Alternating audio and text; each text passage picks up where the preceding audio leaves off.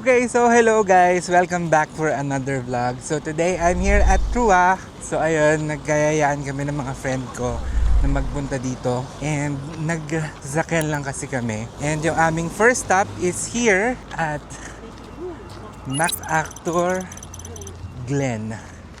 Here at Troyes. So dito sa MacArthur Glen, I think this is an outlet store na madaming medyo mas cheaper yung price. It's an open area of different boutiques ng mga damit and shoes. So titingin kami dito. And later, perhaps if we have time, we can visit the city center of Troyes and let's explore. Okay, so ito yung mga shops na andito. Yan. And then yung map. Okay, so this is the fit for today. Medyo mainit ngayong araw na to. Mahal, it's 41 euro. I don't know if it's marked already, pero sabi nasa 30% off pa daw to. Naghiwalay kami ng mga friends ko eh. Kanya-kanya kami ng gala. Ayun pa yung ibang mga shops. Hoy, nakakita ko ng kutsilyo. Tingin ako, baka makabili ako ng isa.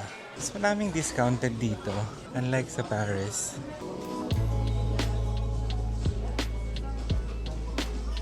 I think tong area na to is for kids area. Ang dami ding tao, in fairness. Although it's Sabado ngayon. Ang laki din ng store ng Nike. Hindi kasi talaga ako mahilig mag-shopping. May time lang. Pero I'm not really the kind na shopping ng shopping. Narag madami ako nakikita na uumay ako agad. Pero it's nice to see what's here. Para lang ma-idea kayo. Ganito yung mga presyuhan. Ngayon din yung mga pangbata. Madami dito nakakasawa. So, lalabas na ako. Ano na akong binili?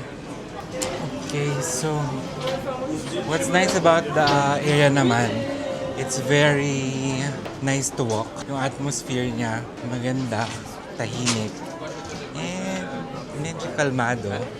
Hindi ganun ka-busy parang sa Val Europe. Although sa Val Europe, mas high-end. Pero ito okay naman. Nice naman. Masarap lang maglakad-lakad. May Starbucks din dyan. Ayan o. Pero ewan kung asan na sila. Bibili daw sila ng bag eh. And ng damit. Okay, so halos naikot ko na yung lugar. Hanap ako ng mauupuan. Kasi ako maghihintay. Pet friendly din pala dito. So if you have dog, pwede nyo ditong palakadin. If you remember Tiendesitas in the Philippines, parang ganun yung vibe dito. Medyo uminit na. Sana ako malimlim ulit.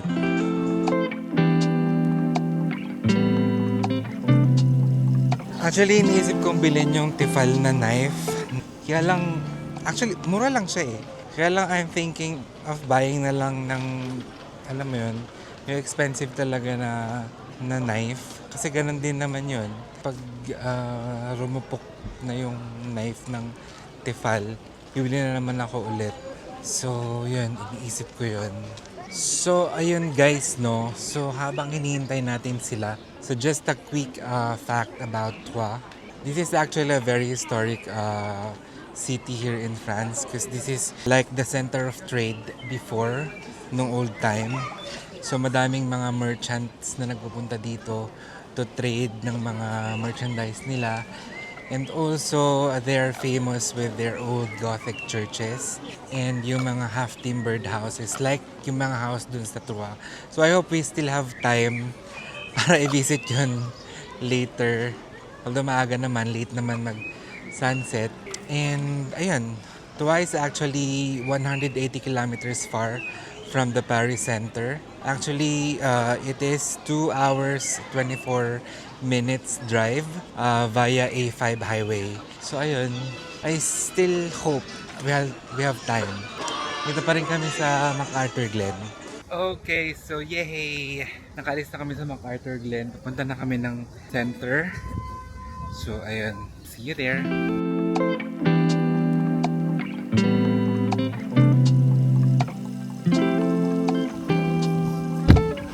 Okay, so we're here now at the city center of Troyes. So ayun, let's start exploring. Okay, so first stop here is the Église Saint-Rémy. Since 14th century to 16th century. So let's see.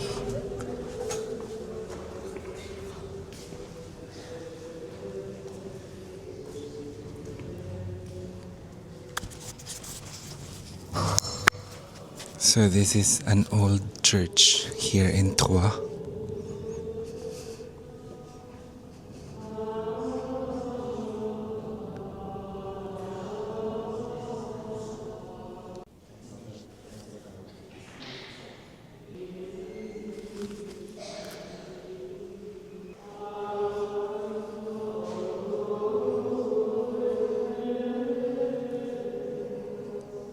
So ayan, so paglabas mo dun sa gilid ng church, may mga kainan dyan, no? Open, parang open restaurant. Kaya lang hindi pa sila bukas kasi maaga pa.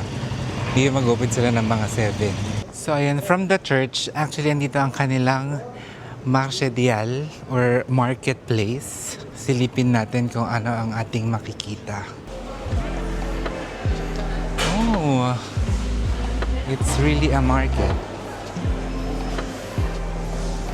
They have different meat.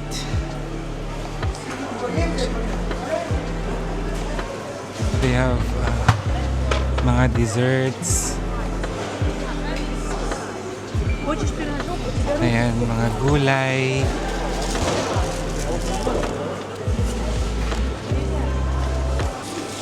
Malinis in fairness. Fruits. Okay, so I'm here in front of the Hotel de Ville of Troyes, and this is the main street, walking street ng Troyes. Diyan lalakad tayo na maya. And you see that half-timbered wood na house. Famous din dyan ang Troyes, because that makes it, you know, very medieval, old vibe yung place. So, ayan. Tignan yung mga tao. Nag-chill lang sila. Ayan, no? Ayan. Lakad lang tayo dun sa area na yun. This is actually the main street. Dito yung mga cafes. Maganda dito mag-walk. Very cozy lang. And, ayan. Very old yung vibe actually. Same lang siya nung Sarwa, no? Same siya nung Sarwa ng mga bahay. The name of the street is Rue du Chapeau. Ang dami nitong restaurants and cafes. I'm actually thinking if magkakape ba ako or no. And sa kabilang street nito, sa Rue Mole, andito yung Église Saint-Jean au Marché. Yan. Let's check if open. I hope. Ito yun. I think it's closed. Gusto ko sanang bumili ng ice cream kaya lang ang haba ng pila. So ayan, let's move on. So lumipat na ako dito sa kabilang street. And yan yung Hotel de Ville kanina. Ayan. Lilipat tayo dun sa kabilang street. Diretso yan nung Troyes Cathedral. Lakad lang tayo. So meron din ng carousel dito for kids. In terms of local store, madami ka naman ditong mabibilan ng food. And ka mag-aalala, walang scarcity ng pagkain. Hinahanap ko yung Troyes Cathedral. It's actually one of churches dito sa France na must see. Okay, so along the way, going doon sa Troyes Cathedral, may nakita pa ako ditong isang church din. This is the Basilica of Saint Urban Troyes. Silipin din natin yung loob. base kila mami na nakapunta na dito. Sabi nila, ang dami daw simbahan. So, ayun. Tignan din natin tong church na to. Maliit lang siyang church, pero maganda yung loob. Ito yung exterior niya. And just imagine, ayun yung gilid ng lugar. Sobrang old nung vibe. Pero maganda. Ang cute ng mga bus nila, oh. Ang liliit.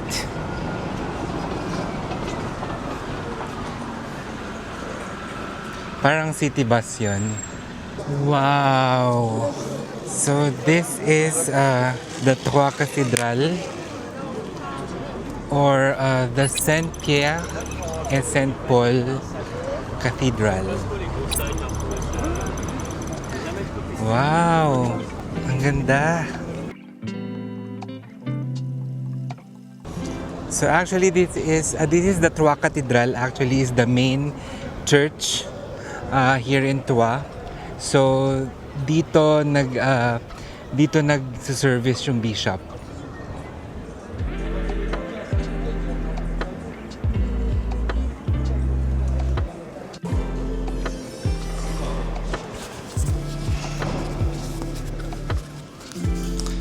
This is the inside of the church.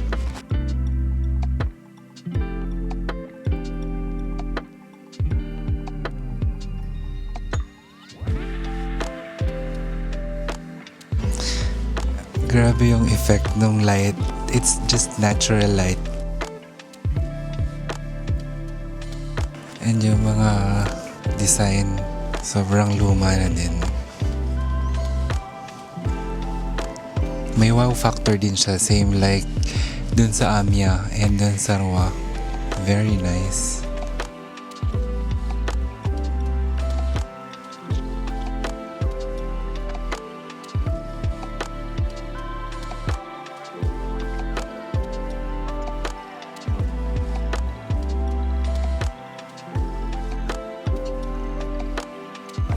So, yun, lumabas na ako.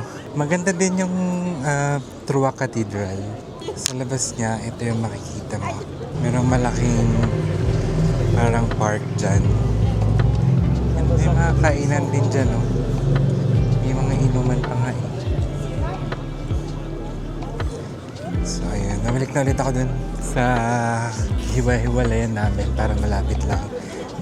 I saw this old well, dyan lang siya. Ano naman? Meron din siyang laman. So, ayun. Famous din ang Troyes sa mga narrow streets like this. Actually, papunta ako doon sa famous na narrow street dito sa Troyes. Napakita ko din sa inyo. So, this is what I'm talking about. The Ruelle de Chat. Or in English, it's Cat Alley. As you can see, very narrow lang yung street.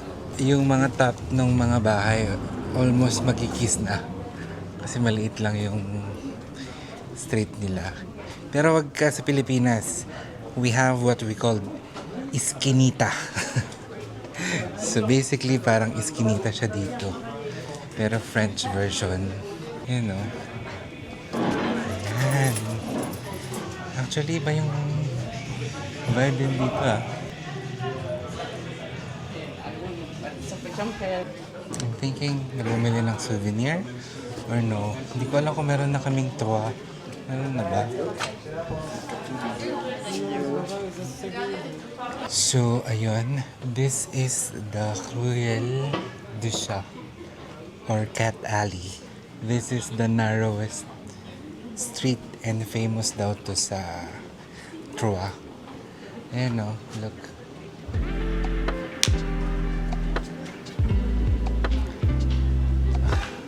It's the famous Esquinita here in Troyes. We're here. So, ayan. So, this is from the other angle. Cool. I'm trying to look for a cafe. Siguro mag-coffee break muna ako. And then, yun, because most of the locations on my itinerary is already finished. So, yun ang gagawin ko, magkape. So, maghanap tayo.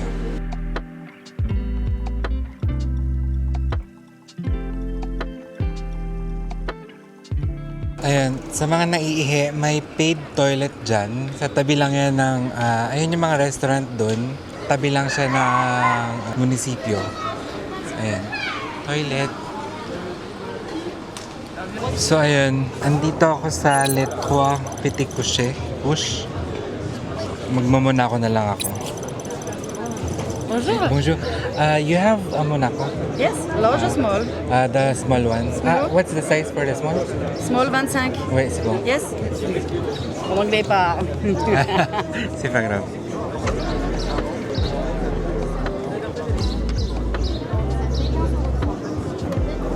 So this is my view. Nasa cathedral daw sila eh. Naglalakad-lakad pa. So nag-beer lang ako ng konti.